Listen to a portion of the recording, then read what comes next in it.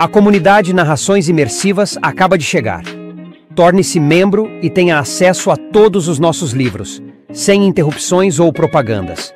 E em formato de MP3, ouça diretamente da nossa plataforma no Hotmart. Por menos de uma Coca-Cola por mês, você assina nossa comunidade e apoia diretamente nosso trabalho. Não perca mais tempo e venha curtir mais uma forma de ouvir Narrações Imersivas. Link para assinar a comunidade na descrição ou no primeiro comentário fixado. Fique agora com mais um episódio imersivo.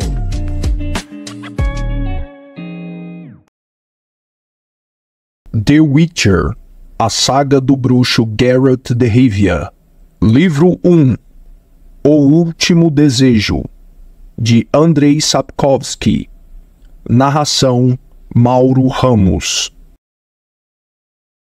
O Último Desejo. 1. O bagre ergueu a cabeça bigoduda para fora da água, puxou com força, agitou a superfície do rio e seu ventre branco brilhou. «Cuidado, Jasquier!» gritou o bruxo, fincando os calcanhares na úmida areia. «Segure com força, com todos os diabos!» «Estou segurando!» bufou o poeta. «Mas trata-se de um monstro, um leviatã e não um peixe. Pelos deuses, teremos comida para meses!» «Afrouxe, senão a linha vai se partir!» O bagre mergulhou até o leito do rio e, com um ataque repentino, se pôs a nadar contra a corrente. A linha sibilou e as luvas de Geralt Jasquier soltaram fumaça. «Puxe, Geralt, puxe! Não solte a linha, senão ela vai se enroscar nas raízes das plantas aquáticas!» «Assim ela vai arrebentar!» «Não vai, puxe!» Curvaram-se e puxaram. A linha, sempre sibilando, cortava a água, borrifando gotículas que brilhavam como um arco-íris sob os raios do sol nascente. O bagre subiu de repente para a superfície. A linha folgou e eles começaram a recolhê-la rapidamente. «Seria ótimo defumá-lo», disse Jasquier ofegante. «Vamos levá-lo até o vilarejo e mandar que o defumem. E faremos uma sopa com a cabeça.» «Cuidado!» Sentindo o fundo do rio logo debaixo da barriga, o bagre elevou para fora da água mais da metade do corpo gigantesco, sacudiu a cauda e a cabeça e retornou às profundezas. Das luvas de Geralt Jasquier voltou a sair fumaça. «Puxe! Puxe! Conduza o desgraçado até a margem!» «Não! Afrouxe a linha, Jasquier, porque ela está a ponto de arrebentar!» «Não se preocupe, ela vai aguentar. Faremos uma sopa com a cabeça.» Arrastado assim até perto da margem, o bagre agitou-se violentamente, como se quisesse demonstrar que não permitiria ser enfiado numa panela com tanta facilidade. Os respingos da espuma chegaram até uma braça de altura. «Vamos vender a pele», continuou Jasquier, puxando a linha com ambas as mãos.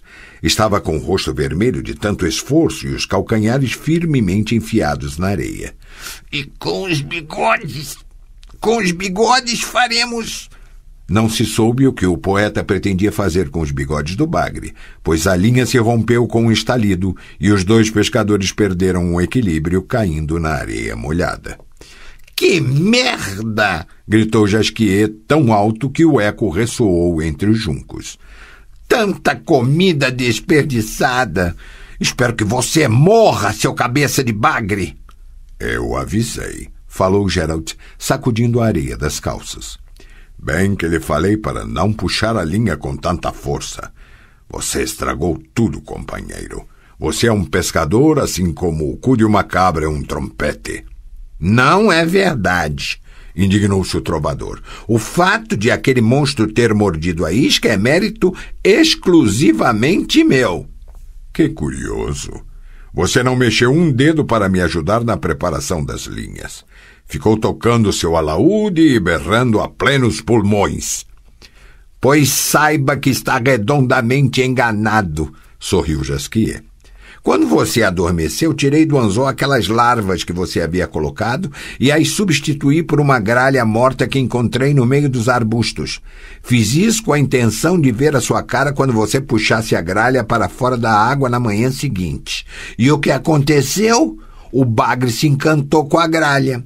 Suas larvas não teriam pegado merda alguma. Teriam, retrucou o bruxo, cuspindo na água e enrolando a linha num garfinho de madeira. Mas a linha arrebentou porque você a puxou como um idiota. Em vez de ficar tagarelando, enrole as outras linhas. O sol já está alto, é hora de partirmos. Vou empacotar nossas coisas. Gerald, o quê? Há alguma coisa presa na outra linha. Não é nada. Ela apenas se enroscou. Que merda. Está presa. Não consigo puxá-la. Finalmente. Veja o que eu estou puxando. Parece uma barcaça dos tempos do rei Desmond. Olhe só, Gerald. Como de costume, Jasquier estava exagerando. O emaranhado de cordas apodrecidas, restos de redes e caules de plantas aquáticas era de fato impressionante, mas faltava-lhe muito para as dimensões de uma embarcação do lendário rei. O bardo espalhou seu achado na areia e passou a revolvê-lo com a ponta da bota. As plantas aquáticas quase se moviam sozinhas, tamanha a quantidade de sanguessugas, anfípodes e pequenos caranguejos que nelas havia. Veja o que encontrei! Curioso, o bruxo aproximou-se. Tratava-se de um gasto jarro de pedra com 2 asas, uma espécie de ânfora.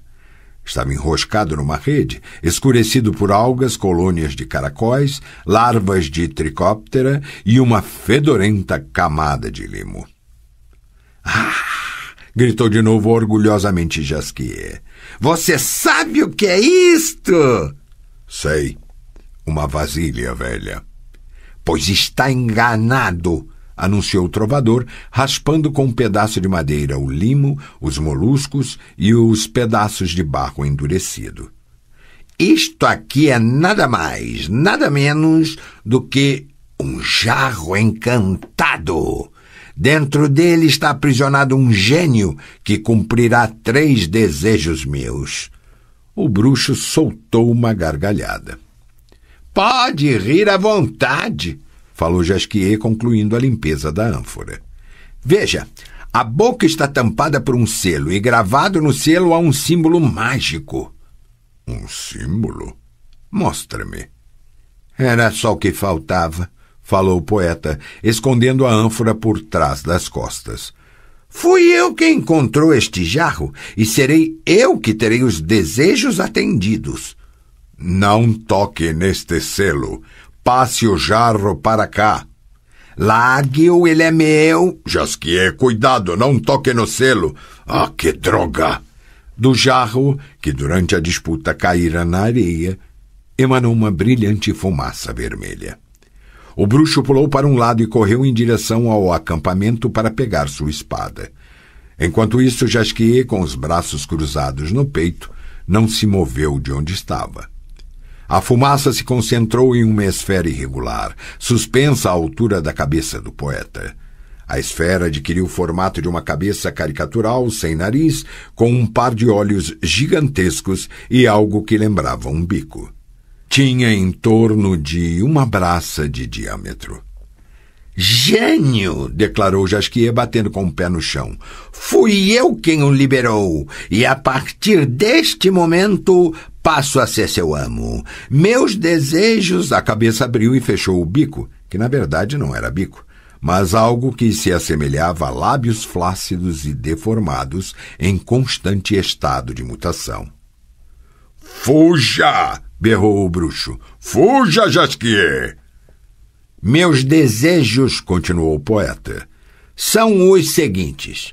Em primeiro lugar, eu quero que um raio caia na cabeça de Valdo Marx, o trovador de Cidares. Em segundo, em Cael mora a Condessa Virgínia, que não quer dar para ninguém. Quero que ela me dê. Em terceiro, não se soube qual seria o terceiro desejo de Jasquier. Da monstruosa cabeça emergiram 2 braços ainda mais monstruosos, que agarraram o bardo pela garganta. Jasquier soltou um ganido de dor. Geralt chegou até a cabeça em 3 passadas, tomou impulso com sua espada de prata e desferiu um golpe cortante da orelha até a parte central. O ar pareceu gemer. A cabeça expeliu rolos de fumaça e repentinamente dobrou de tamanho. A terrível bocarra voltou a se abrir e se fechar, enquanto os medonhos braços sacudiam o inerte corpo de Jasquier e o comprimiam contra o chão. O bruxo fez o sinal de arde com os dedos e despachou para o interior da cabeçorra o máximo de energia que conseguira mobilizar. A energia, materializando-se num ofuscante raio de luz, acertou o alvo em cheio. O estrondo que se seguiu quase estourou os tímpanos de Geralt, e o vácuo causado pela implosão fez farfalhar os salgueiros. O monstro emitiu um grito pavoroso e cresceu ainda mais, mas soltou o poeta e, agitando os braços, disparou para as alturas, voando sobre a superfície do rio. O bruxo correu para erguer o imóvel corpo de Jasquier. Ao fazê-lo, notou um objeto redondo caído na areia. Era um selo de bronze com uma cruz quebrada e uma estrela de 9 pontas gravadas na superfície. A essa altura, a cabeça, suspensa sobre o rio, adquirira as dimensões de uma meda de feno. Sua escancarada bocarra parecia um portão de tamanho razoável. O monstro estendeu os braços e atacou. Geralt, totalmente sem saber como agir, apertou o selo na mão e, estendendo o braço na direção do agressor, gritou uma fórmula de exorcismo que lhe fora ensinada por uma sacerdotisa. Até então nunca havia usado tal fórmula, já que não acreditava muito em superstições. O efeito excedeu suas expectativas. O selo sibilou e aqueceu-se rapidamente, queimando-lhe a palma da mão. A gigantesca cabeça parou no ar, permaneceu suspensa sobre o rio por um momento e, depois, uivou, urrou e se desfez numa coluna de fumaça, formando uma enorme nuvem. A nuvem soltou um silvo angustiado e, com incrível velocidade, deslizou por cima do rio, deixando atrás de si um agitado rastro na superfície da água. Em poucos segundos, sumiu na distância. Apenas a água ficou ainda ressoando alguns uivos, que foram esmorecendo lentamente. O bruxo se inclinou sobre o poeta contorcido sobre a areia. — Jasquier, você está bem? — Que droga, Jasquier! O que está se passando com você? O bardo fez gestos bruscos com a cabeça, agitou os braços e abriu a boca para soltar um grito. Geralt contorceu o rosto numa careta e semicerrou os olhos. Jasquier tinha uma voz possante e, quando assustado, era capaz de alcançar timbres inimagináveis. No entanto, o que saiu de sua garganta foi somente um quase inaudível sussurro. — Jasquier, o que você está sentindo? Vamos, responda! Que merda! Você está sentindo alguma dor? Vamos, diga alguma coisa! Não fale mais nada. Se estiver se sentindo bem, faça um aceno com a cabeça. Jasquier fez um grande esforço e mexeu a cabeça. Em seguida, virou-se para um lado, encolheu-se em posição fetal e vomitou uma torrente de sangue, tossindo e engasgando. O bruxo soltou um palavrão. 2. Pelos deuses! Exclamou o sentinela, recuando e abaixando o lampião. O que aconteceu com ele? Deixe-nos passar, meu bom homem, falou baixinho o bruxo, sustentando Jasquier encolhido sobre a cela. Como pode ver, temos pressa. O sentinela olhou para o rosto pálido e o queixo coberto de sangue do poeta. Estou vendo. Parece que ele está seriamente ferido, meu senhor. Temos pressa, repetiu Geralt. Estamos viajando desde a madrugada. Por favor, deixe-nos passar. Não podemos, disse outro sentinela. Só é permitido atravessar os portões do raiar ao pôr do sol. À noite é terminantemente proibido. Essas são as ordens. Ninguém poderá passar a não ser que tenha autorização do rei ou do prefeito ou seja um nobre brazonado. Jasquier soltou um gemido, encolheu-se ainda mais, apoiou a testa na crina do cavalo, tremeu e fez um esforço vão para vomitar novamente. Sobre o ramificado desenho de sangue coagulado no pescoço da cavalgadura, escorreu um novo filete. Gente, falou Gerald o mais calmo possível. Vocês estão vendo o estado dele. Preciso encontrar alguém que possa curá-lo. Por favor, compreendam nossa situação e deixem-nos passar. Não adianta insistir, respondeu o guarda, apoiando-se em sua alabarda. Ordens são ordens. Se eu deixar os senhores passarem, serei amarrado ao pelourinho e expulso da corporação. E aí, como é que eu vou poder alimentar meus filhos? Não, meu senhor, não posso permitir. Tire seu companheiro do cavalo e leve-o à sala de Barbacã. Nós lhe faremos um curativo, e se for seu destino, ele resistirá até amanhã. Falta pouco para o raiar do dia. O problema é que não basta um curativo, retrucou o bruxo por entre os dentes cerrados. Ele precisa de um curandeiro, um sacerdote, um médico bem instruído. De todo modo, o senhor não conseguiria acordar um homem desses no meio da noite, falou o segundo guarda. O máximo que podemos fazer pelos senhores é o que lhe propusemos, levar seu companheiro à sala de Barbacã. Assim os senhores não precisarão ficar no frio da madrugada. A sala é quente e nela há lugar para deitar o ferido. Bem, vamos ajudar o senhor a tirá-lo do cavalo. A sala da Barbacã era mesmo quente, abafada, aconchegante. Labaredas crepitavam alegremente na lareira, atrás da qual criquilava um grilo. Junto a uma pesada mesa quadrada e cheia de jarros e pratos estavam sentados 3 homens. Perdoem-nos, distintos cavalheiros, disse o guarda que sustentava Jasquier, por virmos perturbá-los. Espero que os senhores não se oponham. Este cavalheiro está ferido, de modo que pensei... E pensou bem, interrompeu um dos homens, erguendo-se e virando para ele um rosto delgado e expressivo. Coloque-o nesta tarimba. O homem era um elfo, assim como o outro sentado à mesa. Como demonstravam seus trajes, uma mescla da moda humana com a élfica, ambos eram elfos integrados e assimilados. O terceiro homem, aparentemente o mais velho dos 3, era humano, e a julgar pela roupa e pelos cabelos grisalhos cortados de forma adequada ao uso de um elmo, devia ser membro de uma ordem de cavalaria. Sou Sheriadan, apresentou-se o mais alto dos elfos, o de rosto expressivo. Como costumava ocorrer com os representantes do povo antigo, era impossível definir sua idade. Ele tanto poderia ter 20 como 120 anos. Este é meu parente Erdil, e este nobre cavaleiro se chama Vratimir. Um nobre, murmurou Geralt. No entanto, um exame mais minucioso do brasão bordado na túnica do cavaleiro dissipou suas esperanças. Os quartéis do escudo, adornados com lises de ouro, eram cortados diagonalmente por uma faixa prateada. Vratimir não só era filho ilegítimo, mas também fruto de uma união mista, humana e não humana. Como tal, embora lhe fosse permitido portar um brasão, ele não podia ser considerado um nobre com todos os direitos e, certamente, não dispunha do privilégio de atravessar os portões da cidade após o pôr do sol. Infelizmente, disse o elfo, a quem não escapara o olhar atento do bruxo. Nós também temos de aguardar o amanhecer. A lei não aceita exceções, pelo menos não para alguém como nós. Portanto, junte-se ao grupo, distinto cavaleiro.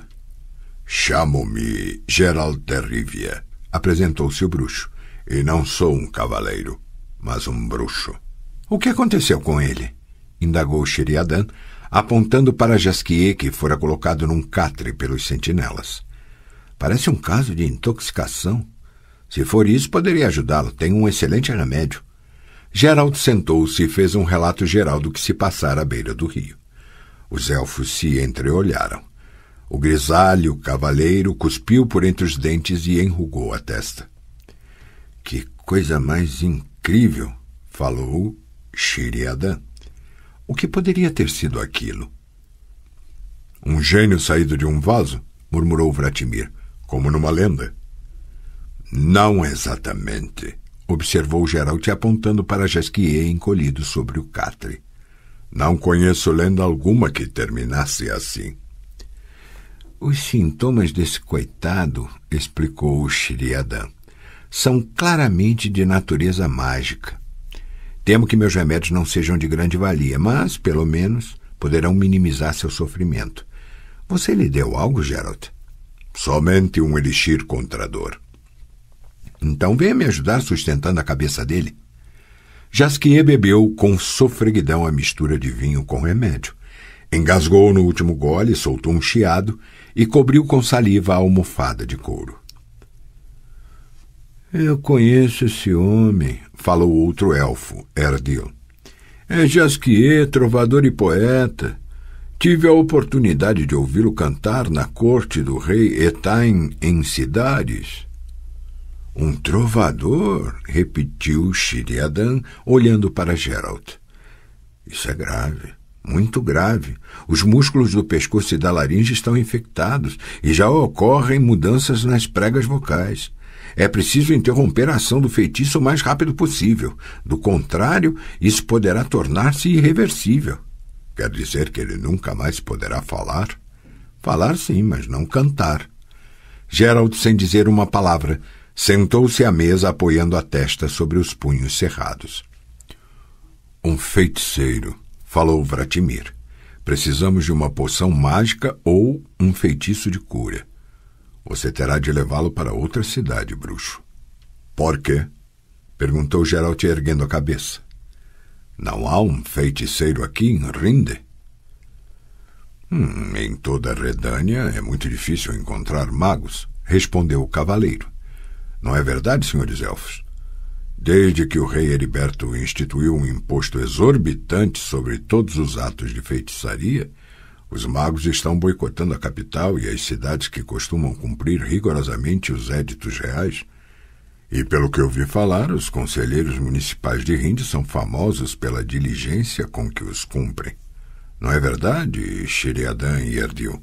Não estou certo? Está, confirmou Erdil. Só que... Posso falar, Sheriadan? Não só pode como deve, disse Sheriadan, olhando de soslaio para o bruxo. Não há razões para manter isso em segredo, já que todos em Rinde estão a par de que há uma feiticeira residindo na cidade. Certamente incógnita. Nem tanto, sorriu o elfo. A pessoa a qual me refiro é individualista. Ela desenha não apenas o boicote imposto em Rinde pelo Conselho de Magos, como também as posturas definidas pelos conselheiros. E isso lhe é muito proveitoso, pois com o boicote pode atender à grande demanda de serviços de feitiçaria sem, obviamente, pagar imposto. E o Conselho Municipal tolera tal situação? A feiticeira mora na residência de um negociante que é, ao mesmo tempo, agente comercial de Novigrad e embaixador honorário daquele país na Redânia. Assim, ninguém pode tocá-la naquela casa, já que está protegida pela lei do asilo. Aquilo mais parece uma prisão domiciliar do que um asilo, corrigiu Erdil. Ela está praticamente presa lá, mas não pode reclamar de falta de clientes, e clientes ricos. Ela não dá a mínima para os conselheiros e organiza festas e orgias. Já os conselheiros, acrescentou Sheriadan, estão furiosos e fazem de tudo para levantar contra ela o maior número de pessoas possível. Mancham sua reputação espalhando os mais ignóbeis boatos na esperança de o mandatário de Novigrad proibir o negociante de conceder-lhe asilo. Não gosto de me meter nesse tipo de embrulhadas, murmurou Geralt, mas não tenho escolha. Como se chama o tal negociante embaixador? Beauberan, respondeu Sheriadan, e o bruxo teve a impressão de ele ter feito uma careta ao pronunciar o nome. Na verdade, eu tenho de concordar com você de que ela é a sua única chance. Para ser mais exato, é a única chance para esse coitado que geme na cama. Agora, se a feiticeira vai querer ajudá-los, isso eu não posso garantir. Quando for para lá, disse Erdil, fique atento, porque o prefeito mandou espiões vigiar a casa. Se eles o abordarem, você sabe o que fazer. O dinheiro abre todas as portas. Muito bem. Irei para lá assim que abrirem os portões. Qual é o nome da feiticeira? Geralt percebeu um leve rubor no rosto de Sheriadan, mas poderia ser apenas o reflexo do fogo da lareira. Yennefer de Wengerberg. 3. O homem está dormindo, repetiu o porteiro olhando de cima para Geralt. Era uma cabeça mais alta e seus ombros eram quase 2 vezes mais largos do que os do bruxo. Você é surdo, seu vagabundo. Já lhe disse que o homem está dormindo. Pois que durma em paz, concordou Geralt. O assunto de que quero tratar não é com ele, mas com a senhora que está aqui alojada. Ah, é? Quer dizer que você tem um assunto a tratar com ela? O porteiro parecia ter senso de humor, apesar do tamanho e da aparência. Então, seu pilantra, vá a um bordel e faça bom uso dele. Suma daqui! Geralt desprendeu do cinto um saquinho de couro e avaliou seu peso segurando-o pelo cordão. Você não vai conseguir subornar-me, falou orgulhosamente o gigante. Nem pretendo. O porteiro era grande e pesado demais para ter reflexos que lhe permitissem desviar-se ou proteger-se de um golpe aplicado por um homem normal. Assim, diante do golpe desferido pelo bruxo, mal teve tempo de piscar. O pesado saquinho atingiu sua têmpora com um som metálico e ele desabou sobre a porta, agarrando-se ao alisar. Geralt afastou-o com um pontapé no joelho e golpeou mais uma vez com o saquinho. Os olhos do porteiro se embaçaram e adquiriram uma vesguice ridícula.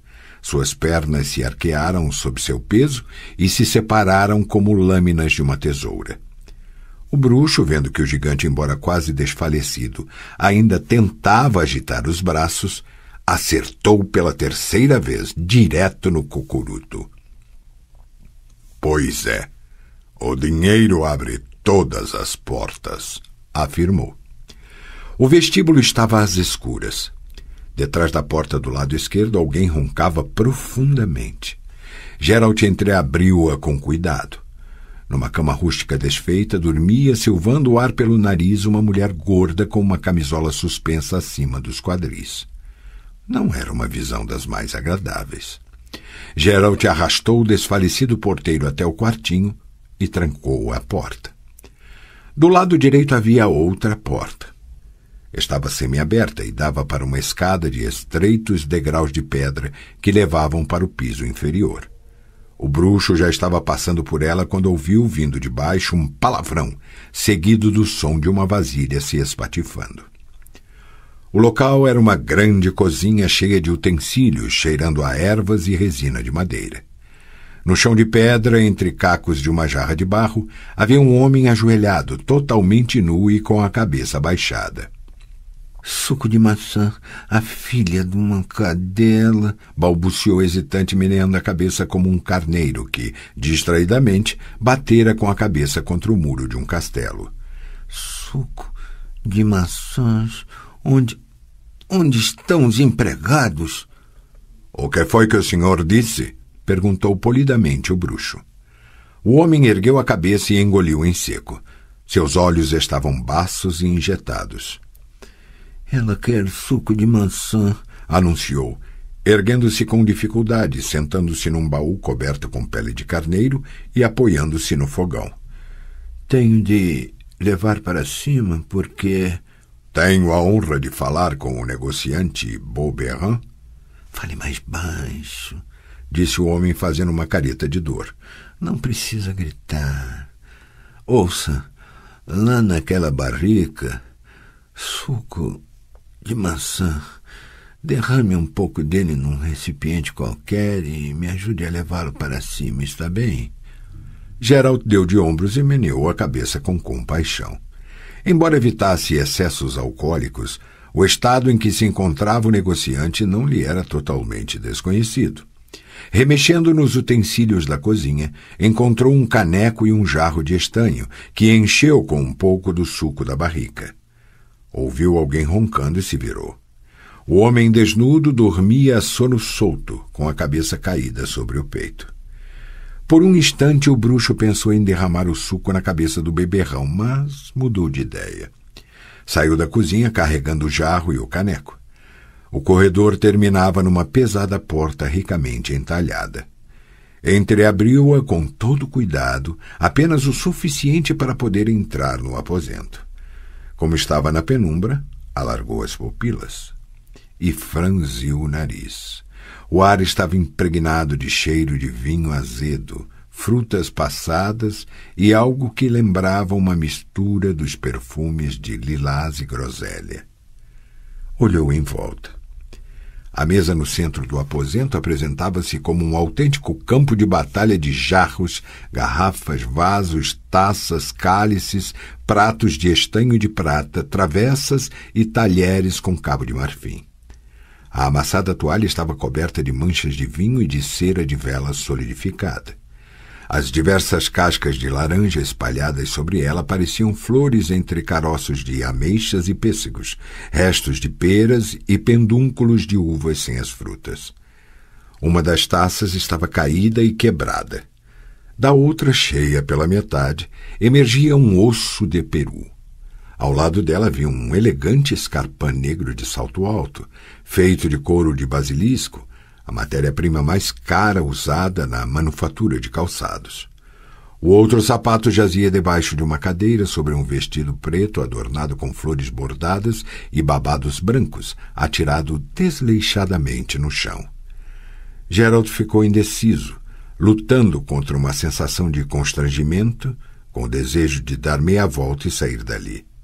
Isso, porém, significaria que o Cérbero, na antessala, apanhara em vão, e o bruxo não gostava de cometer atos desnecessários. Viu uma escada em caracol no canto do aposento e encaminhou-se até ela. Nos degraus encontrou 4 rosas brancas murchas e um guardanapo com manchas de vinho e de batom. O aroma de lilás e groselha tornara-se mais forte. A escada levava a um quarto de dormir cujo chão era coberto por uma grande pele de um animal felpudo. Sobre a pele jazia uma camisola com punhos de renda, uma dezena de rosas brancas e uma meia de seda negra. A outra meia pendia de uma das 4 colunas lavradas que sustentavam um baldaquino em forma de cúpula sobre o leito. As figuras esculpidas nas colunas representavam ninfas e faunos nas mais diversas posições, algumas assaz interessantes, outras ridiculamente engraçadas. De maneira geral, muitas se repetiam. Gerald pigarreou ao olhar para um monte de cachos negros visíveis saindo por debaixo de um cobertor de veludo. O cobertor mexeu-se e gemeu. O bruxo voltou a pigarrear, dessa vez com mais força. "Bo?" perguntou confusamente o aglomerado de cachos negros. "Trouxe o suco?" "Trouxe." Dos negros cachos emergiram um pálido rosto triangular, olhos cor de violeta e lábios finos e um tanto contorcidos. Os lábios contorceram-se ainda mais. Estou morrendo de sede." "Sirva-se, por favor." A mulher desvencilhou-se do lençol e sentou-se na cama. Tinha ombros bonitos e pescoço esbelto, do qual pendia, preso a uma fita de veludo, uma faiscante joia de brilhantes. Além da fita, nada mais trazia no corpo. "Obrigada", falou, pegando o caneco da mão do bruxo e bebendo o conteúdo com sofreguidão. Em seguida ergueu as mãos e tocou as têmporas. O lençol deslizou ainda mais. Gerald desviou o olhar por educação, mas meio a contragosto. "Quem é você, afinal?" indagou a morena, semicerrando os olhos e cobrindo-se com o lençol. "O que está fazendo aqui? Onde com todos os diabos se meteu Berran?" "A qual das perguntas devo responder primeiro?" Arrependeu-se imediatamente da ironia. A mulher ergueu a mão lançando um raio de luz. Geralt reagiu instintivamente. Cruzando os punhos no sinal de heliotrópio, conseguiu deter o feitiço já bem junto de seu rosto, mas o ímpeto fora tão forte que o atirou contra a parede, fazendo-o deslizar para o chão. "Não é necessário", gritou ao ver que a mulher voltava a erguer a mão. "Distinta, Yennefer. Vim em paz e não tenho intenções malignas." Das escadas chegou o som de passos apressados e vários empregados adentraram o quarto. "Dona Yennefer, saiam!" ordenou-lhes calmamente a feiticeira. "Não preciso mais de vocês. Vocês são pagos para tomar conta da casa, mas já que esse sujeito conseguiu entrar aqui, vou encarregar-me dele pessoalmente. Digam isso ao Sr. Berran. Quanto a mim, por favor, preparem meu banho." O bruxo ergueu-se com dificuldade. Yennefer observou-o em silêncio, com os olhos semicerrados. "Você desviou meu feitiço?" falou finalmente. "É claro que você não é um feiticeiro, mas sua reação foi extremamente rápida. Diga logo quem é o homem desconhecido que entrou em meu quarto, e sugiro-lhe que diga rapidamente."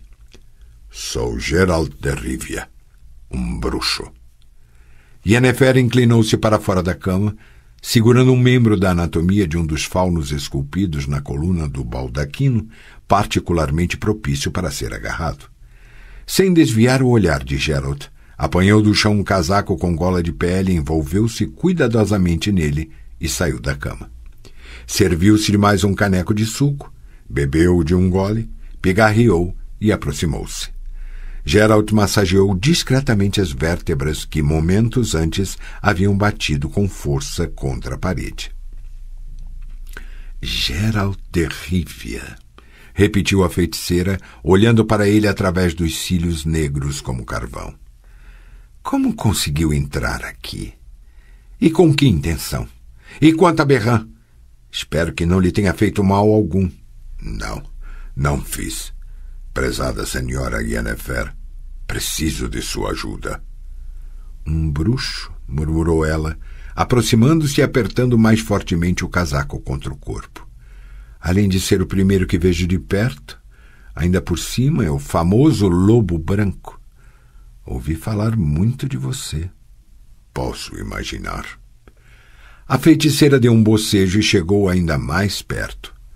"Permite?"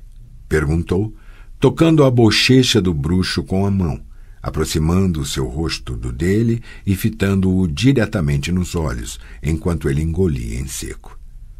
"Suas pupilas se adaptam automaticamente à intensidade da luz ou você pode dilatá-las e comprimi-las a seu bel prazer?" "Yennefer", disse Geralt calmamente, "cavalguei o dia inteiro sem parar até Rinde.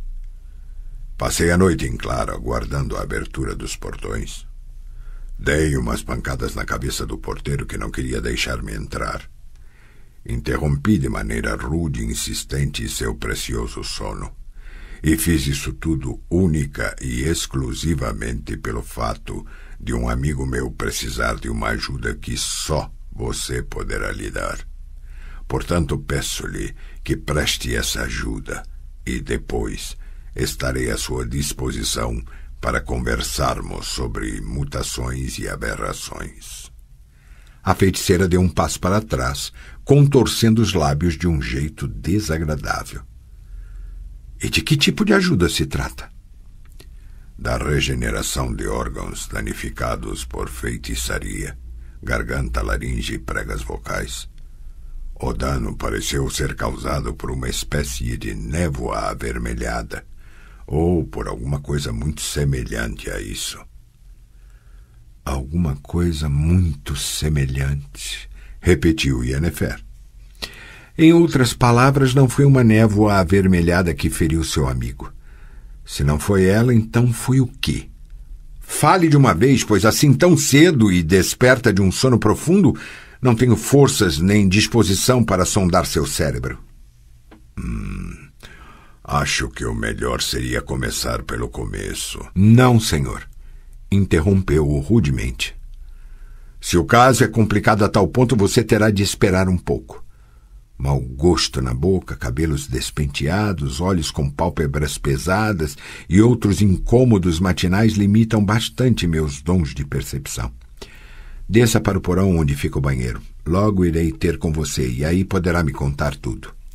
Yennefer, não quero parecer muito insistente, mas o tempo vai passando e meu amigo...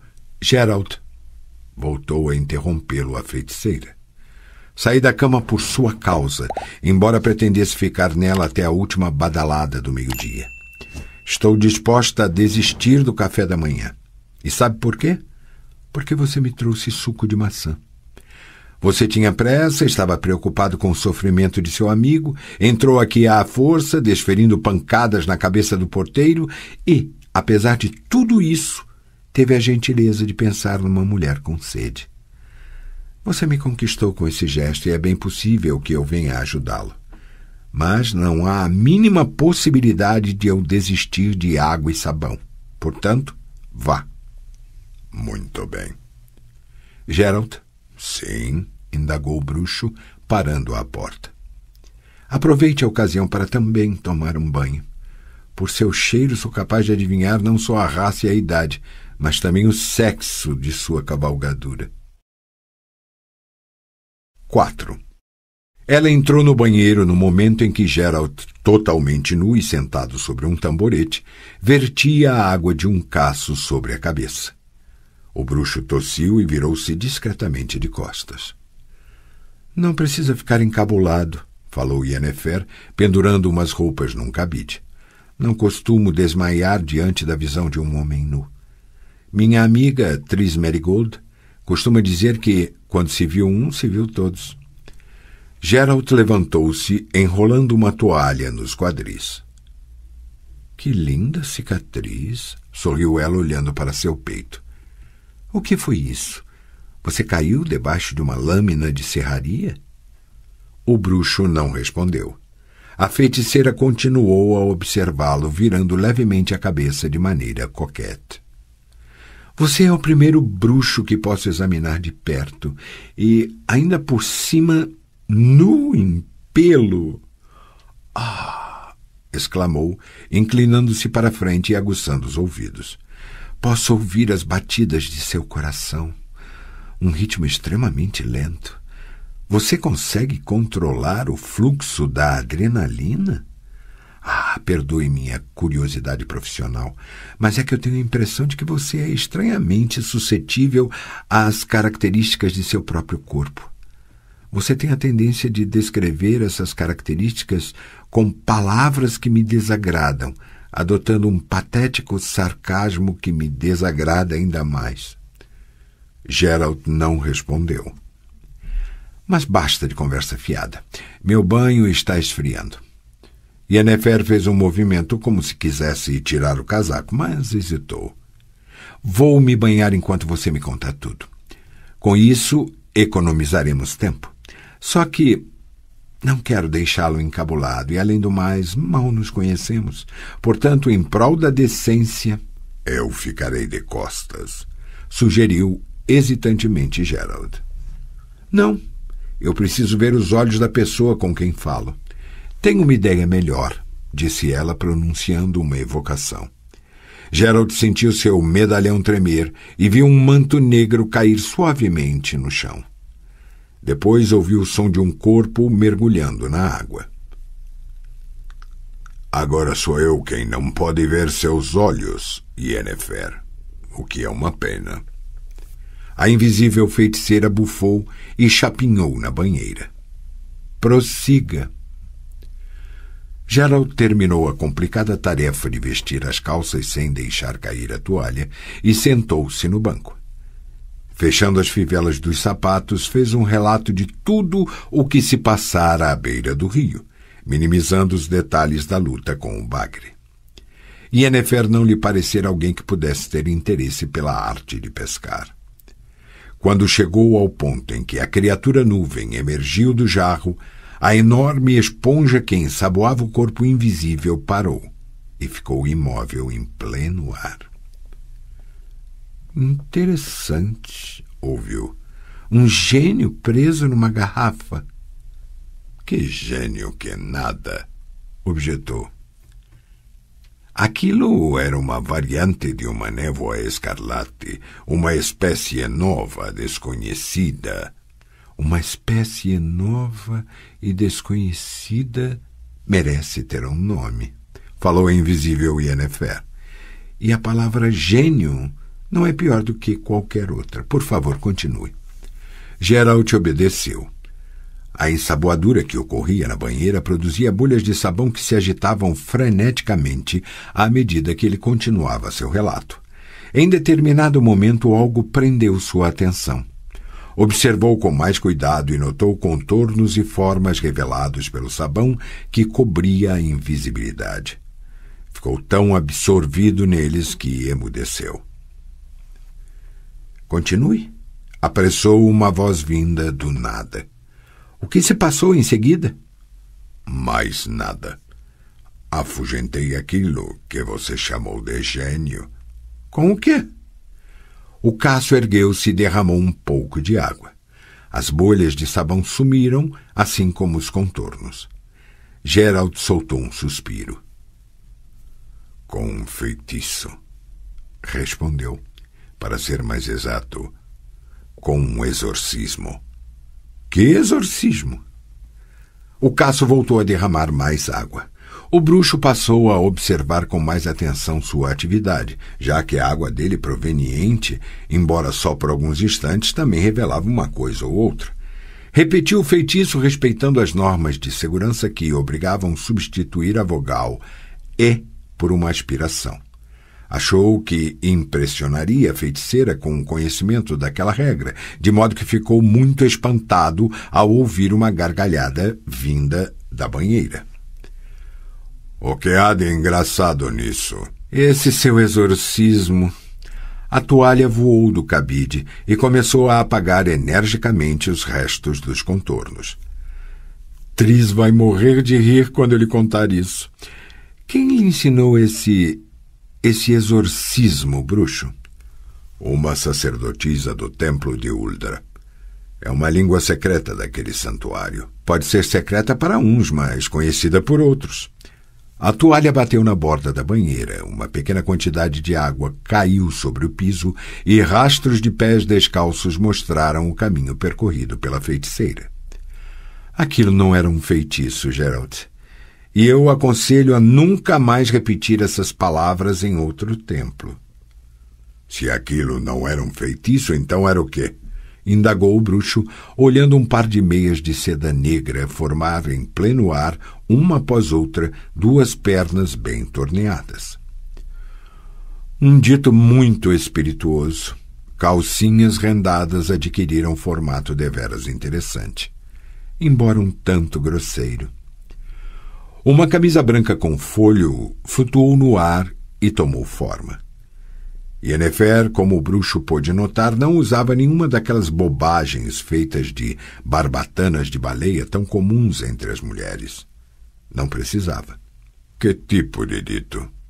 Não interessa. Uma rolha saltou de um frasco de cristal pousado numa mesinha. O banheiro começou a cheirar a lilás e groselha. A rolha descreveu algumas voltas no ar, retornando a seu lugar. A feiticeira abotoou os punhos das mangas, colocou o vestido e materializou-se. Abotou-o, falou, virando-se de costas e penteando os cabelos com um pente de tartaruga. O bruxo percebeu que o pente tinha uma comprida ponta afiada que, em caso de necessidade, poderia muito bem substituir um estilete. Fechou o vestido propositadamente devagar, colchete por colchete, aspirando com prazer o cheiro dos cabelos da feiticeira, que lhe caíam sobre os ombros qual uma cascata negra. Voltando à criatura na garrafa, disse ela, prendendo nas orelhas um par de brincos de brilhantes. Está mais do que evidente que não foi seu ridículo feitiço que a pôs em fuga. Parece-me mais provável que ela descarregou toda sua raiva sobre seu companheiro e partiu de puro tédio. É bem possível, concordou soturnamente Geralt. E acho que ela não foi até Cidaris para dar cabo de Valdo Marx. E quem seria esse Valdo Marx? Um trovador que considera meu companheiro, que também é músico e poeta, alguém desprovido de talento e de gosto duvidoso. A feiticeira virou-se rapidamente com um brilho estranho nos olhos cor de violeta. Seu amigo teve tempo para exteriorizar um de seus desejos? 2, ambos completamente estúpidos. Mas por que pergunta isso? Afinal, essa história de desejos atendidos por gênios ou espíritos de lâmpadas não passa de total idiotice. Total idiotice, repetiu Yennefer com um sorriso. Obviamente. Isso não passa de uma invenção sem nenhum sentido, assim como todas as lendas nas quais espíritos do bem e fadas satisfazem desejos dos homens. Tais contos são inventados por uns simplórios a quem nem passa pela cabeça a ideia de seus inúmeros desejos e anseios serem atendidos por meio de suas próprias ações. Fico feliz em constatar que você não é desse tipo de pessoas, Geralt de Rivia. Com isso você se torna espiritualmente mais próximo de mim.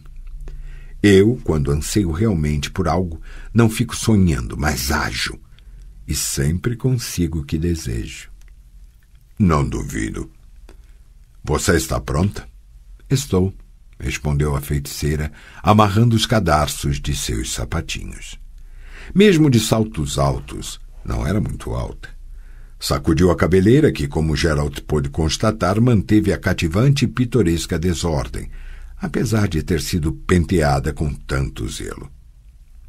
Tenho uma pergunta a lhe fazer, Geralt, referente ao selo que tampava aquela ânfora.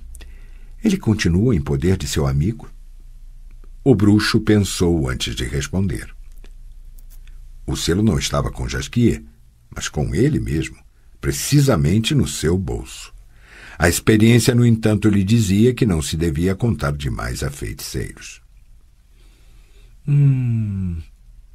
Acho que sim, respondeu, não deixando que ela percebesse o motivo de sua hesitação. Sim, deve estar com ele. Mas por que você pergunta por ele? Acha que pode ser importante?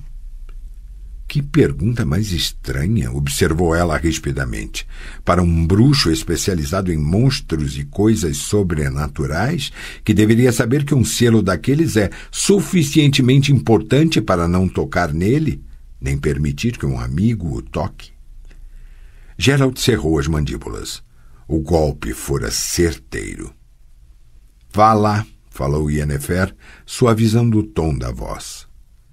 Não há pessoas infalíveis e, pelo jeito, também não existem bruxos que não cometem deslizes.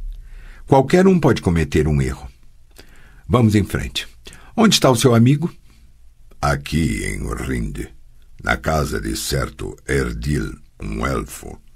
Na casa de Erdil? Repetiu Yennefer, contorcendo os lábios num sorriso. Sei onde é. Imagino que more lá também seu primo, Sheriadan. Sim, mas o quê? Nada. A feiticeira ergueu os braços e fechou os olhos. O medalhão no pescoço do bruxo pulsou e deu um puxão na corrente. Na úmida parede do banheiro brilhou um contorno luminoso que lembrava uma porta, emoldurando um vácuo leitoso e fosforescente. Geralt praguejou baixinho. Não gostava de portais mágicos, muito menos de viajar através deles. Será que precisamos... Pigarreou. Não é longe. Não posso andar pelas ruas desta cidade, cortou a feiticeira. As pessoas não morrem de amores por mim. Poderão cobrir-me de insultos, pedradas ou coisas piores. Algumas delas estão conseguindo destruir minha reputação, achando que não pagarão por isso. Não precisa ter medo. Meus portais são seguros. O bruxo já tinha visto apenas a metade de alguém atravessar um portal seguro. A segunda metade jamais foi encontrada. Conhecia também diversos casos de pessoas que entraram num portal e nunca mais se ouviu falar delas. A feiticeira ajeitou mais uma vez os cabelos e amarrou ao cinto uma bolsinha adornada com pérolas, pequena demais para conter um punhado de moedas e um batom. Gerald, porém, sabia que não se tratava de uma bolsinha qualquer. Abrace-me, com mais força. Não sou feita de porcelana. Lá vamos nós. O medalhão agitou-se, algo brilhou, e Gerald se viu repentinamente no meio de um negro nada, de um penetrante frio. Nada via, nada ouvia, nada sentia. O frio era a única sensação registrada por sua mente. Quis praguejar, mas não teve tempo. 5. Já se passou 1 hora desde que ela subiu para aquele quarto. Observou Sheriadan, olhando para a clepsidra em cima da mesa. Estou começando a me inquietar. Será que a situação da garganta de Jasquier é tão séria assim? Você não acha que deveríamos subir e ver o que está acontecendo? Ela deixou bastante claro que não queria isso, respondeu Gerald, bebendo o último gole de um chá de ervas com uma careta. Apreciava os elfos que viviam nas cidades, não somente por sua inteligência e discrição, mas também por seu senso de humor. No entanto, não conseguia compreender, muito menos compartilhar, seus gostos no que se referia à comida e bebida. Não quero atrapalhá-la, Sheriadan. Feitiços levam tempo, e não me incomodarei em esperar por mais de um dia, desde que Jasquier fique bom. Do cômodo ao lado, chegava até eles o som de marteladas.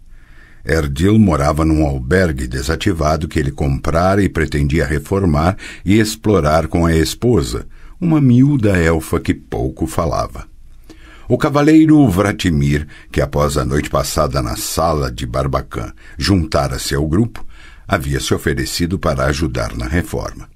Com o casal, lançara-se a renovação dos lambris imediatamente depois de todos terem se recuperado do choque causado pelo espetacular surgimento repentino de Gerald e Yennefer, que, envoltos no brilho do portal, emergiram inesperadamente da parede.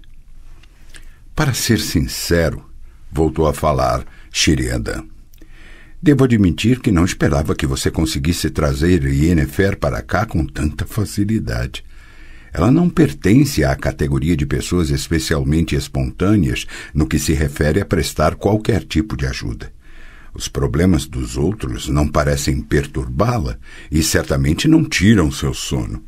Em outras palavras, nunca soube de um só caso em que ela tivesse prestado ajuda desinteressadamente. Estou muito curioso para saber qual seu interesse em ajudar você e Jasquier. Será que você não está exagerando? Sorriu o bruxo. Ela não me deu uma impressão tão negativa assim.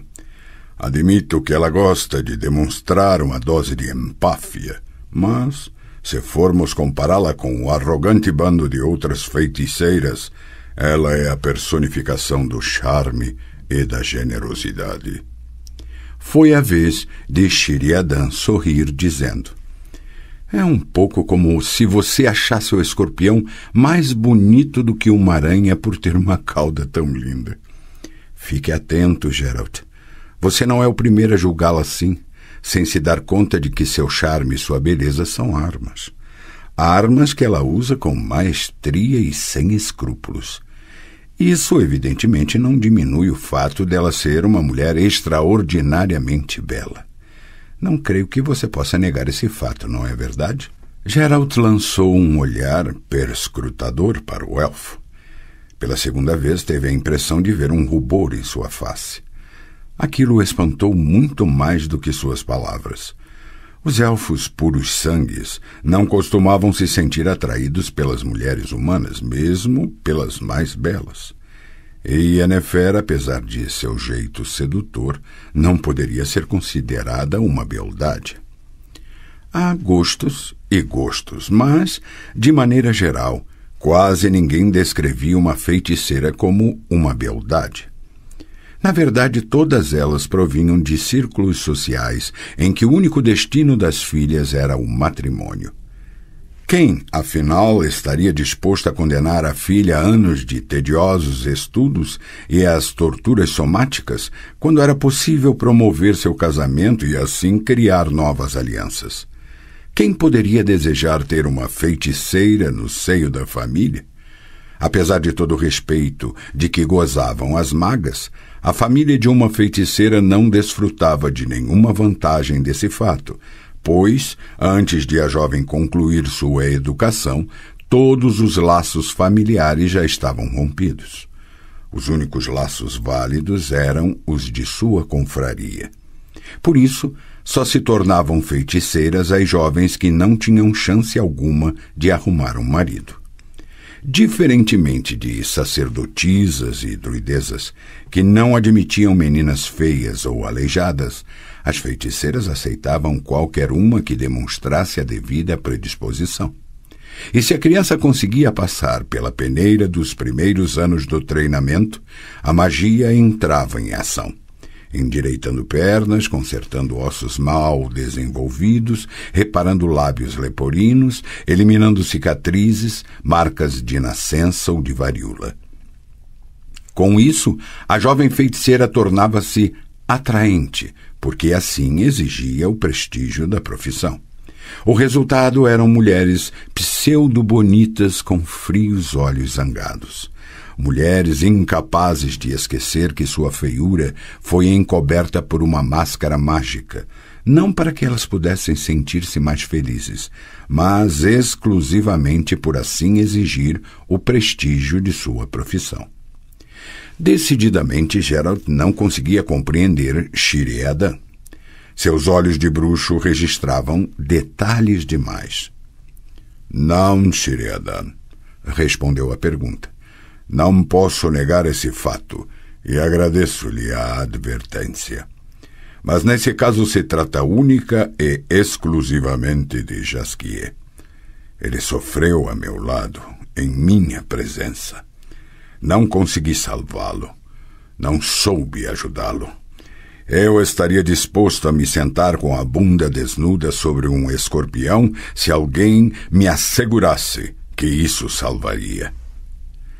E é por esse motivo que você tem de se precaver, sorriu misteriosamente o elfo, porque Yennefer sabe disso e gosta de tirar proveito de tal conhecimento. Não confie nela, Geralt. Ela é perigosa. Geralt não respondeu. Uma porta rangeu no andar superior e Yennefer apareceu no topo das escadas. Bruxo, falou, você poderia vir até aqui por um momento? Obviamente. A feiticeira apoiou-se na porta de um dos pobremente mobiliados quartos no qual acomodaram o trovador. Geralt aproximou-se dela, observador e calado. Notou que seu ombro esquerdo era levemente mais alto que o direito, que seu nariz era um bocadinho comprido demais, que seus lábios aparentavam ser excessivamente finos, que seu queixo parecia um tiquinho recuado demais, que suas sobrancelhas não eram suficientemente regulares, que seus olhos notava detalhes demais, totalmente sem necessidade. Como está, Jaskier? Você está pondo em dúvida minhas capacidades? O bruxo continuou a observá-la. Tinha o corpo de uma jovem de 20 anos, embora ele preferisse não tentar adivinhar sua verdadeira idade. Movia-se com graça natural. Não era possível adivinhar como ela fora antes, o que nela fora corrigido. Parou de pensar nisso. Não fazia o menor sentido. Seu talentoso companheiro vai ficar bom, disse a feiticeira, e vai recuperar suas capacidades vocais. Você tem minha gratidão, Yennefer. Ela sorriu. Você terá a oportunidade de demonstrá-la. Posso entrar para ver como ele está? Yennefer ficou calada por um momento, olhando para ele com um sorriso estranho e tamborilando os dedos no alisar da porta. É lógico que pode. Entre. O medalhão no pescoço do bruxo começou a vibrar violentamente. No ponto central do assoalho encontrava-se uma esfera de vidro do tamanho de uma pequena melancia, emitindo feixes de luz leitosa. A esfera marcava o centro de uma cuidadosamente traçada estrela de 9 pontas, cujos vértices tocavam as paredes do aposento. No interior da estrela havia um pentagrama pintado com tinta vermelha. As pontas do pentagrama eram marcadas com velas negras, enfiadas em castiçais de formato estranho. Outras velas negras ardiam junto da cabeceira da cama na qual jazia Jasquier, coberto com peles de cabra. O poeta respirava tranquilamente, não gemia nem delirava, e a expressão de dor em seu rosto fora substituída por um sorriso idiota, mas cheio de felicidade. Ele está dormindo, disse Yennefer, e sonhando. Geralt olhou para as figuras desenhadas no chão. Podia sentir a magia nelas oculta, mas sabia que se tratava de uma magia adormecida, ainda não desperta. Embora lhe viesse à mente a respiração de um leão ressonando, também era possível imaginar como seria seu rugido. O que é isto, Yennefer? Uma armadilha. Para quem? Por enquanto, para você, respondeu a feiticeira, girando a chave na fechadura e fazendo-a desaparecer. Vejo que fui pego, observou friamente o bruxo. O que vai acontecer agora? Você vai atentar contra a minha virtude? Não se vanglorie, respondeu Yennefer, sentando na beira da cama. Jasquier, sorrindo como um cretino, soltou um leve gemido. Não havia dúvida de que era de prazer. O que se passa aqui, Yennefer? Se isto é um jogo, então desconheço as regras. Você deve estar lembrado que eu lhe disse que sempre consigo o que desejo. Pois acontece que desejo algo que está em poder de Jasquier. Vou tirá-lo dele e nos separaremos. Não precisa ficar preocupado, nada de mal acontecerá a ele. Esses sinais mágicos que você montou no chão, interrompeu a Geralt, servem para evocar demônios. E sempre que demônios são evocados, alguém acaba se dando mal. Não permitirei que isso aconteça. Nem um só fio de cabelo cairá de sua cabeça. Continuou a feiticeira sem dar a menor importância às palavras do bruxo. Sua voz ficará ainda mais linda e ele estará contente. Diria até que feliz. Aliás, nós todos ficaremos felizes e nos separaremos sem mágoas ou ressentimentos. Ah, Virgínia, sussurrou Jasquier sem abrir os olhos. Como são lindos seus seios, mais delicados do que penas de cisne. Virgínia. Ele enlouqueceu? Está delirando? Está dormindo, sorriu Yennefer. Seus desejos se realizam em seus sonhos. Sondei o cérebro dele até o âmago. Não achei muita coisa. Algumas sacanagens, um ou outro devaneio e muita poesia. Mas não vamos perder tempo com isso. O selo com o qual estava tampado o recipiente com o gênio, Geralt. Sei que ele não está com o trovador e sim com você. Passe-o para cá, por favor. Para que você precisa do selo? Deixe-me ver. Qual seria a melhor maneira de responder à sua pergunta? Sorriu a feiticeira ameaçadora. Talvez a seguinte. Que porra você tem a ver com isso? Ficou satisfeito com a minha resposta? Não, respondeu Geralt, também dando um sorriso desagradável. Não fiquei. Mas não se recrimine por isso, Yennefer, porque é muito difícil me satisfazer. Até agora, somente pessoas acima da média conseguiram isso. É uma pena. Se é assim, continuará insatisfeito e só você sairá perdendo com isso. Por favor, o selo. Não adote ares que não combinam com seu tipo físico. Caso ainda não tenha percebido, saiba que já teve início a forma pela qual você demonstrará sua gratidão. O selo é a primeira prestação do preço que terá de pagar pela recuperação da voz do cantor. Vejo que você dividiu o preço em várias prestações, falou gelidamente Geralt. Que seja. Já deveria ter esperado por isso. E não me surpreendo. Mas que seja uma negociação honesta, Yennefer. Fui eu quem comprou sua ajuda, e serei eu quem a pagará. Os lábios da feiticeira se contorceram num sorriso, mas seus olhos permaneceram frios. Quanto a isso, meu caro bruxo, você não deveria ter dúvida alguma. Eu, repetiu ele, e não Jasquier. Vou levá-lo daqui para um lugar seguro, e assim que tiver feito isso, retornarei para pagar a segunda prestação e as seguintes.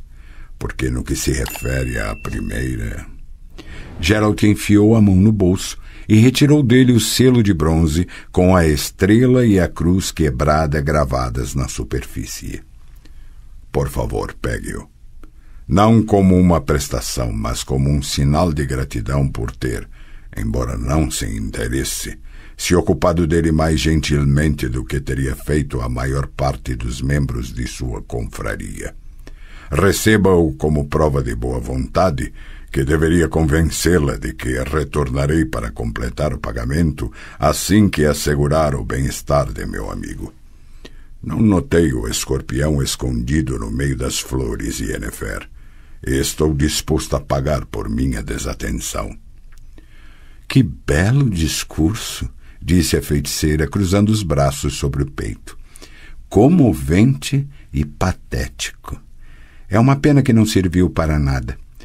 Preciso de Jasquier e ele terá de permanecer aqui. Uma vez ele já esteve próximo daquilo que você pretende evocar para cá, falou Geralt apontando para os desenhos no chão. Quando você tiver concluído sua obra e fizer o gênio aparecer, tenho certeza de que, apesar de suas promessas, Jasquier voltará a sofrer, provavelmente ainda mais do que antes. Pois tudo o que a interessa é aquele ser preso na garrafa, não é verdade? Você pretende dominá-lo e obrigá-lo a ficar a seu serviço, estou certo? Não precisa responder. Sei que isso não deveria me interessar merda nenhuma. Por mim, você pode fazer o que quiser. Evocar até 10 demônios, se esse for seu desejo.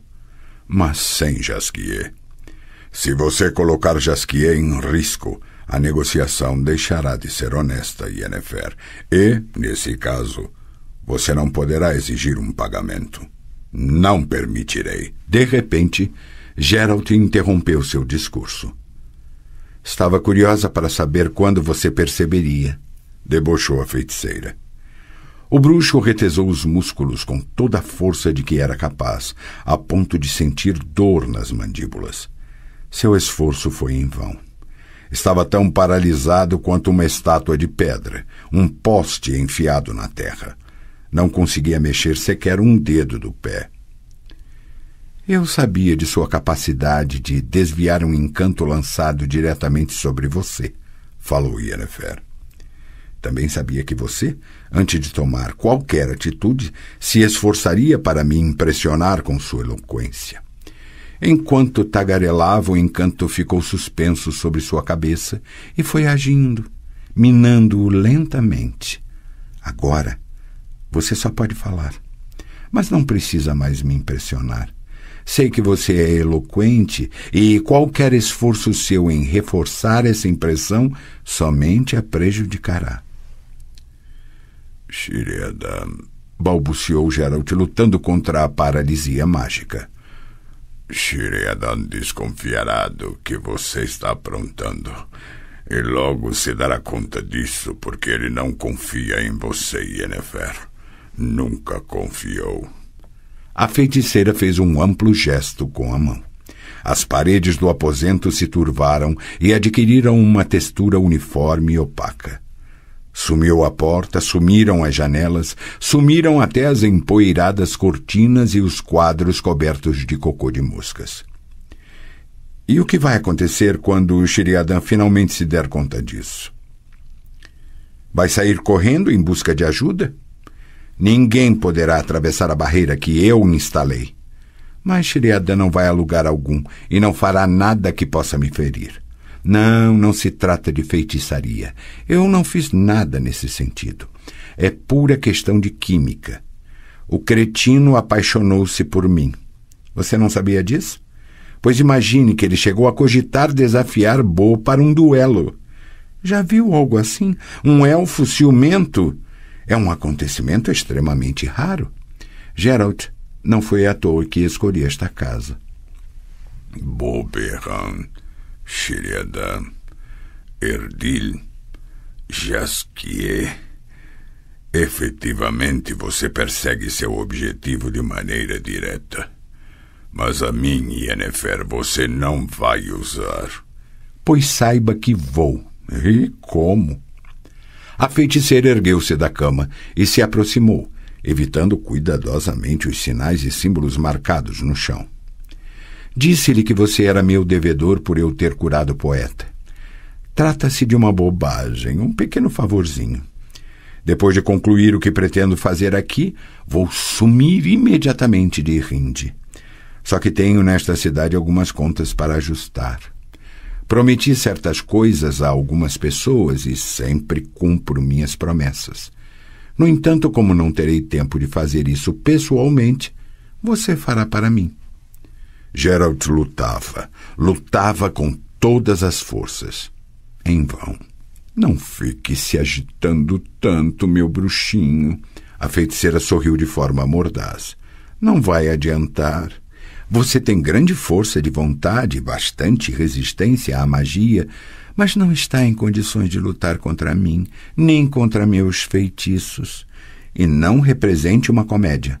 Não tente me fascinar com sua firme e soberba virilidade. Você é um machão soberbo somente em sua imaginação. Para salvar seu amigo, você teria feito tudo o que eu quisesse. Mesmo sem feitiço algum, pagaria qualquer preço. Lamberia minhas botas. E talvez até algo mais, se eu quisesse inesperadamente me divertir um pouco. Geralt permanecia calado. Yennefer parou diante dele, sorrindo e brincando com a estrela de obsidiana cravejada de brilhantes, presa na fita de veludo. Já no quarto de dormir de Bo, continuou, bastou apenas uma breve troca de palavras para eu saber exatamente como você é e em que moeda cobrar meu serviço. Minhas contas em Rinde poderiam ser acertadas por qualquer um, até por Sheriadan. Mas eu quero que você faça isso, porque tem de pagar por muitas coisas. Pela falsa soberba, pelo olhar frio, pelos olhos captando os mínimos detalhes, pelo rosto impassível como se fosse de pedra, pelo tom sarcástico, por ter a ousadia de achar que poderia ficar cara a cara com Yennefer de Wengerberg e considerá-la uma feiticeira cheia de autoadoração e arrogância enquanto arregalava os olhos para seus seios ensaboados. Por tudo isso, pague, Geralt de Rivia. Agarrou os cabelos dele com ambas as mãos e beijou-o ardorosamente na boca, sugando-a como um vampiro. O medalhão no pescoço do bruxo agitou-se, dando a impressão de que sua corrente se encurtava e apertando-o como se fosse um garrote. Algo brilhou dentro de sua cabeça. Seus ouvidos passaram a zunir terrivelmente. Deixou de ver os olhos cor de violeta da feiticeira e tudo mergulhou na escuridão. Estava ajoelhado. Yennefer dizia-lhe algo numa voz calma e macia. Você vai se lembrar?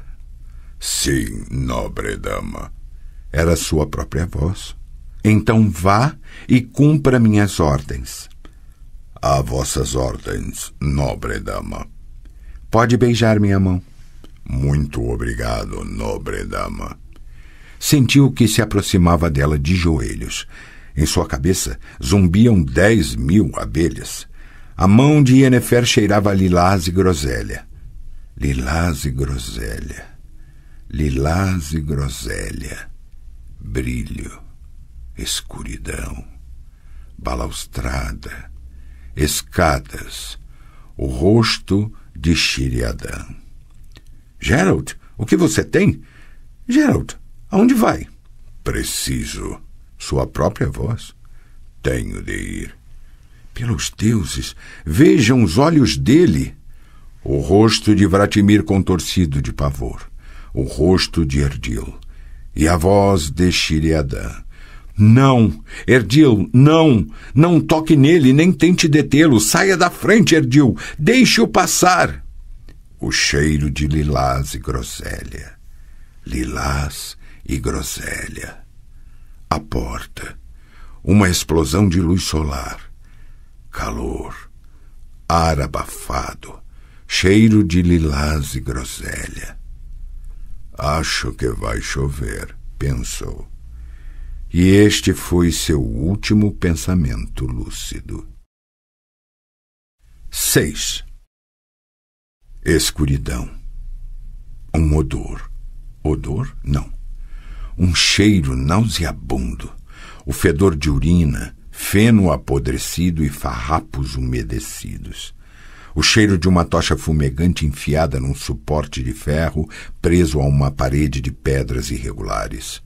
Uma sombra no chão coberto de palha. A sombra de uma grade. O bruxo praguejou. Finalmente! Ouviu uma voz sentindo alguém erguê-lo do chão e apoiá-lo contra uma parede úmida. Já estava ficando preocupado com sua demora em recuperar os sentidos. Sheriadan? Onde? Que merda! Minha cabeça parece que vai estourar. Onde estamos? Onde você acha? Geralt passou a mão pelo rosto e olhou em volta. Sentados contra a parede oposta estavam 3 maltrapilhos. Não podia enxergá-los direito, pois se encontravam no local mais distante da tocha, quase imersos na escuridão. Algo que parecia uma pilha de farrapos estava agachado aos pés da grade que os separava do iluminado corredor. Tratava-se de um magrinho velhote com um nariz que lembrava o bico de uma cegonha. O comprimento de seus cabelos e o estado de suas roupas eram um claro indício de que ele não estava ali havia apenas alguns dias. Trancaram-nos numa masmorra, constatou o bruxo soturnamente. Fico feliz, disse o elfo, por ver que você recuperou sua habilidade de chegar a conclusões lógicas. Que droga! É quanto a Jaskier. Há quanto tempo estamos aqui? Quanto tempo passou desde... Não sei. Assim como você estava desacordado quando me atiraram aqui, respondeu Sheriadan, ajeitando-se melhor sobre o feno. Mas por que você quer saber? Isso tem alguma importância? Tem, e muita. Yennefer e Jaskier. Jaskier está lá com ela e ela planeja... Ei, vocês aí, há quanto tempo fomos trazidos para cá? Os maltrapilhos ficaram murmurando entre si, mas nenhum deles respondeu. Vocês são surdos? Geralt cuspiu, mas não conseguiu livrar-se do gosto metálico na boca. Que horas são? É dia ou noite? Suponho que vocês sabem a que horas lhes trazem comida. Os maltrapilhos voltaram a conferenciar. Depois pigarrearam.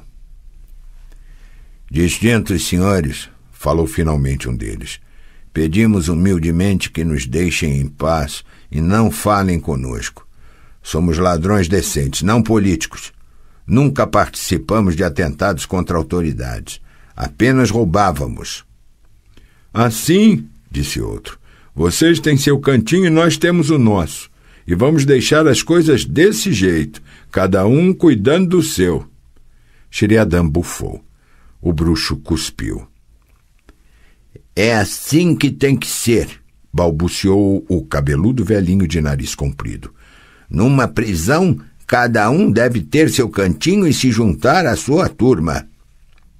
E quanto a você, vovô? Indagou o elfo zombeteiro. Você se junta a eles ou a nós? A qual turma você julga pertencer?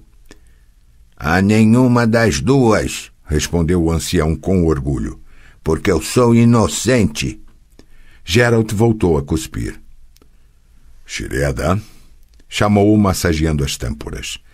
Essa história do atentado é verdadeira? Sim, você não se lembra de nada? Saí para a rua. As pessoas ficaram me encarando.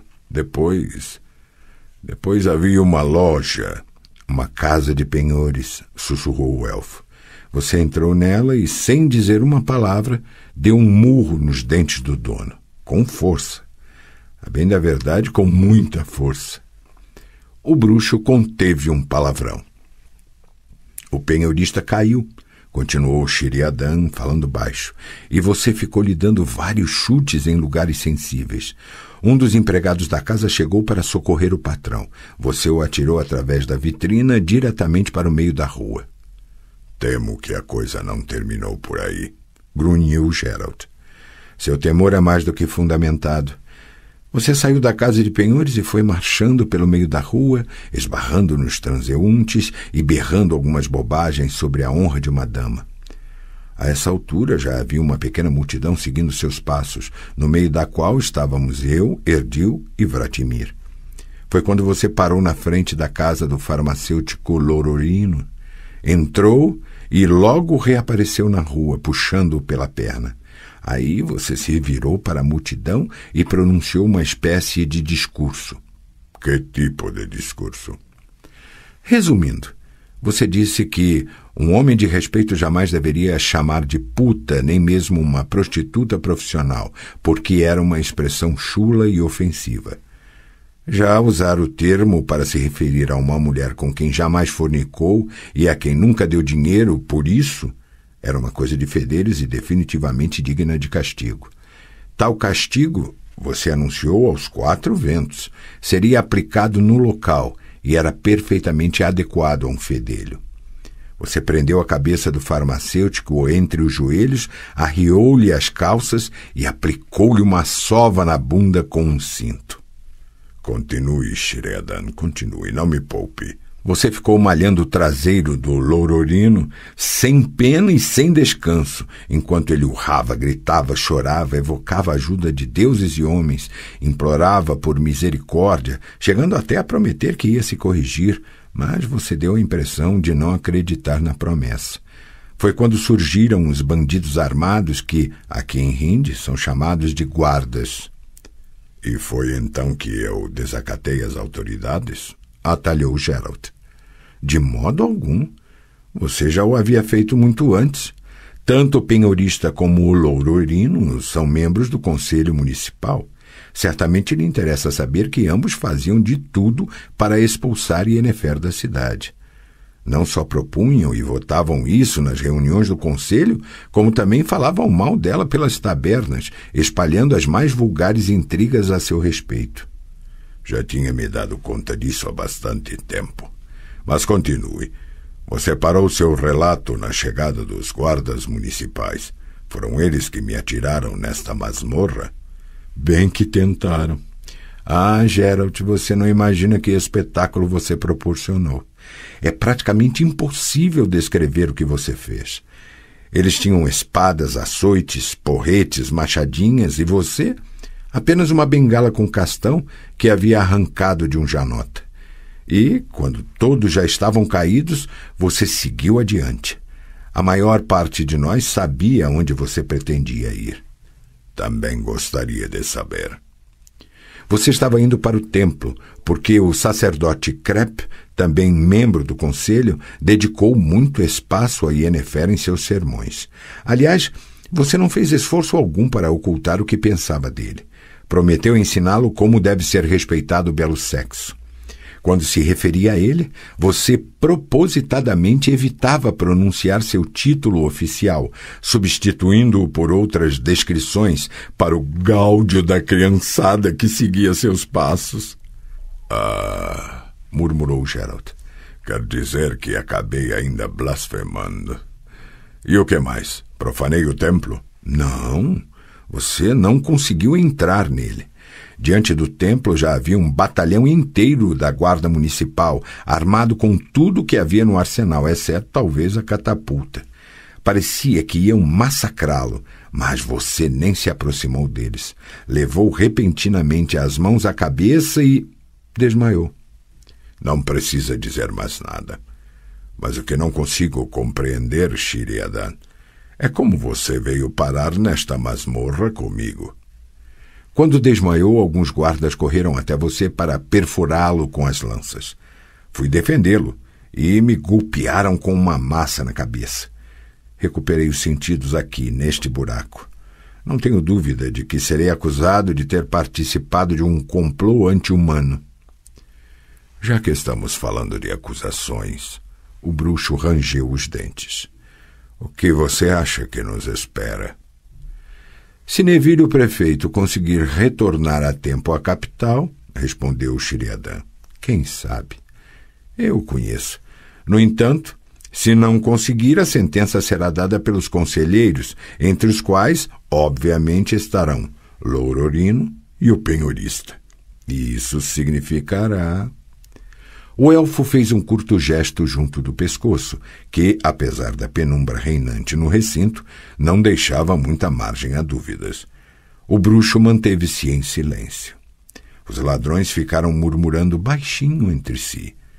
O pseudo-inocente velhinho parecia estar dormindo. Que beleza! Falou Geralt finalmente, soltando um palavrão em seguida. Não só estou condenado à forca, como ainda me pesa na consciência que serei a causa de sua morte, Shiriadan. E certamente a de Jasquier. Não me interrompa. Sei que tudo o que se passou foi uma travessura de Yennefer, mas o verdadeiro culpado sou eu. Fui vítima de minha própria estupidez. Ela me enrolou direitinho, transformou-me num bajoucho, como costumam dizer os anões. Murmurou o elfo, sem tirar nem pôr. Eu bem que o alertei sobre ela. Que droga! Alertei você e, no entanto, eu mesmo agi como, com perdão da palavra, um babaca. Você está triste por se sentir responsável pelo fato de eu me encontrar aqui, porém, a realidade é exatamente o oposto. É você que está aqui por minha culpa. Eu poderia tê-lo detido na rua, segurado, não permitido, mas não fiz nada disso. E sabe por quê? Porque fiquei com medo de que, assim que passasse o feitiço que ela lançou sobre você, você voltaria e lhe faria algum mal. Perdoe-me. Eu o perdoo do fundo do coração, porque você não tem a menor ideia de quão poderoso foi aquele feitiço. Eu, meu caro elfo, consigo quebrar um encanto normal em questão de minutos e não desmaio diante dele. Você jamais teria condições de quebrar o feitiço lançado por Yennefer. E, quanto à possibilidade de você me deter na rua, acho que teríamos alguns problemas. Não se esqueça do que aconteceu com os guardas. Como já lhe disse, eu não pensei em você, mas nela. Shiriadan? Sim? Você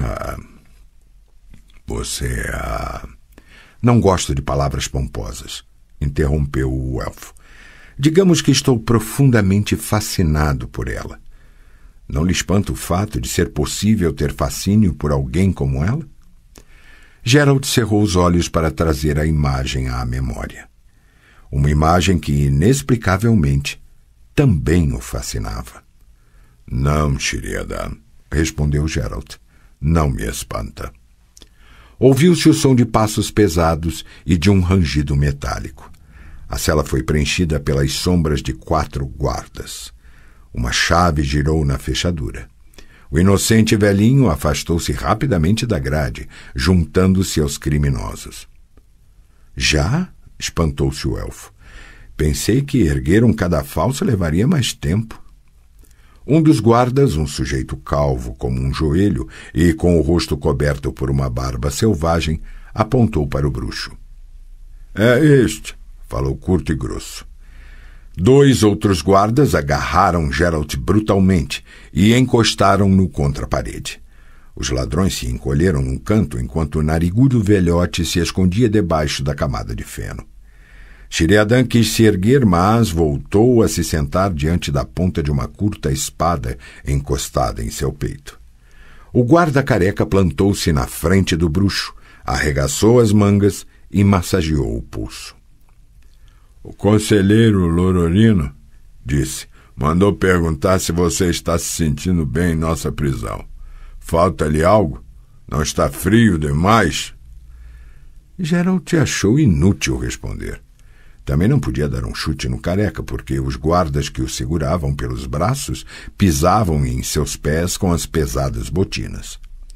O Careca tomou o impulso e desferiu um soco no estômago do bruxo. De nada lhe adiantou retesar os músculos do abdômen. Recuperando o fôlego, ficou olhando a fivela de seu cinturão, até os guardas voltarem a endireitá-lo. Tem certeza de que não precisa de nada? Tornou a perguntar o Careca, fedendo a cebola e dentes podres. O senhor conselheiro vai ficar feliz em saber que você não tem queixa alguma.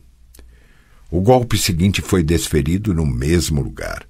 O bruxo engasgou e só não vomitou porque não havia o que vomitar. O Careca virou-se de lado e trocou de braço. Pam! Geralt de novo contemplou a fivela de seu cinturão. Embora aquilo lhe parecesse estranho, logo acima da fivela não havia um buraco pelo qual ele pudesse enxergar a parede. E então? O Careca afastou-se um pouco, evidentemente com o intuito de ter mais espaço para tomar impulso. O conselheiro Lororino mandou perguntar se você não tem desejo algum. Por que você não responde? Ficou com a língua presa? Já vou soltá-la. Pam! Ainda dessa vez, Geralt não desmaiou, mas precisava, pois estava preocupado com seus órgãos internos. Para isso, ele teria de forçar o Careca a... O guarda reganhou os dentes e massageou mais uma vez o punho. E então, nenhum desejo? Somente um. Gaguejou o bruxo, erguendo a cabeça com dificuldade. Que você exploda, seu filho da puta! O Careca rangeu os dentes, recuou, tomou impulso e, de acordo com o plano de Geralt, mirou sua cabeça. O golpe, porém, não foi desferido. O guarda grugulejou como um peru, ficou com o rosto todo vermelho, agarrou a barriga com ambas as mãos, urrou de dor e explodiu. O canal Narrações Imersivas agradece por ter ouvido mais um episódio conosco. Acompanhe nossa página no Instagram e fique por dentro de todas as novidades do canal. E se você vê valor nesse projeto, considere apoiá-lo. Faça parte da nossa comunidade no Hotmart. Até a próxima com mais uma narração imersiva.